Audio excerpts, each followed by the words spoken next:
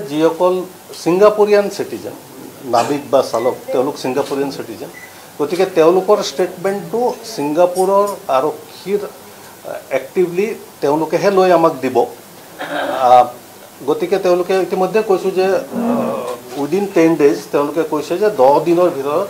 তেওঁলোকে সেইখিনি সম্পূৰ্ণ কৰি আমাৰ লগত যোগাযোগ কৰিব জুবিনদাৰৰ লগত থকা প্ৰবাসী অসমীয়াসকলক অভিযুক্ত কৰা নহব নেকি স্যাৰ যেটো সাক্ষ্য গ্ৰহণ কৰা হৈছে তেওঁলোকৰ মতামত কি সাক্ষ্য গ্ৰহণ কৰি তেওঁলোকক জামিন দিয়া হ'ল স্যাৰ চাওক এতিয়া তদন্ত চলি আছে তদন্তৰ শেষত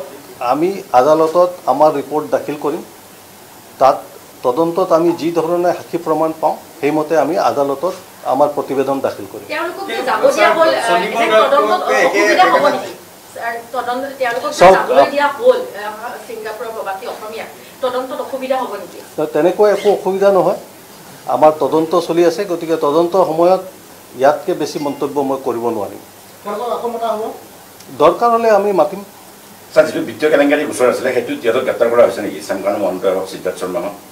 সেইটো কেছ আমাৰ এতিয়াও তদন্ত চলি আছে যিসকল ছিংগাপুৰিয়ান সিটিজেন নাবিক বা চালক তেওঁলোক ছিংগাপুৰিয়ান সিটিজেন গতিকে তেওঁলোকৰ ষ্টেটমেণ্টটো ছিংগাপুৰৰ আৰক্ষীৰ এক্টিভলি তেওঁলোকেহে লৈ আমাক দিব গতিকে তেওঁলোকে ইতিমধ্যে কৈছো যে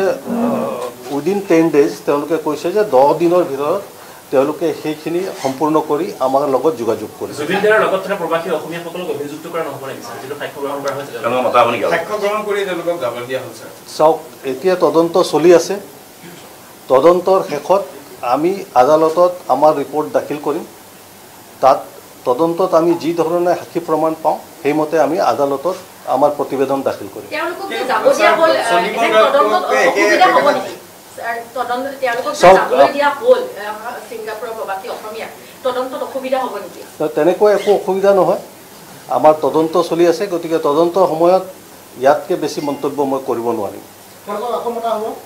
দৰকাৰ হ'লে আমি মাতিম স্যাৰ যিটো বিত্তীয় কেলেংকাৰী গোচৰ আছিলে সেইটো তিহঁতক গ্ৰেপ্তাৰ কৰা হৈছে নেকি শংকৰণ মহন্ত আৰু সিদ্ধাৰ্থ শৰ্মা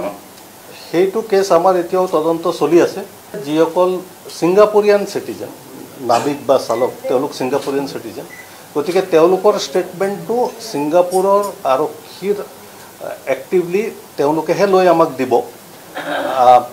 গতিকে তেওঁলোকে ইতিমধ্যে কৈছো যে উইদিন 10 days তেওঁলোকে কৈছে যে 10 দিনৰ ভিতৰত তেওঁলোকে সেইখিনি সম্পূৰ্ণ কৰি আমাৰ লগত যোগাযোগ কৰিব জুবিনদাৰৰ লগত থকা প্ৰবাসী অসমীয়াসকলক অভিযুক্ত কৰা নহব নেকি স্যাৰ যেটো সাক্ষ্য গ্ৰহণ কৰা হৈছে তেওঁলোকৰ মতামত কি সাক্ষ্য গ্ৰহণ কৰি তেওঁলোকক জামিন দিয়া হ'ল স্যাৰ চাওক এতিয়া তদন্ত চলি আছে তদন্তৰ শেষত আমি আদালতত আমাৰ ৰিপৰ্ট দাখিল কৰিম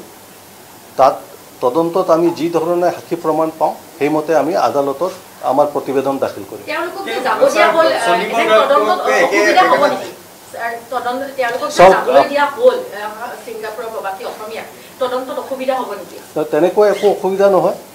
আমাৰ তদন্ত চলি আছে গতিকে তদন্তৰ সময়ত ইয়াতকে বেছি মন্তব্য মই কৰিব নোৱাৰিম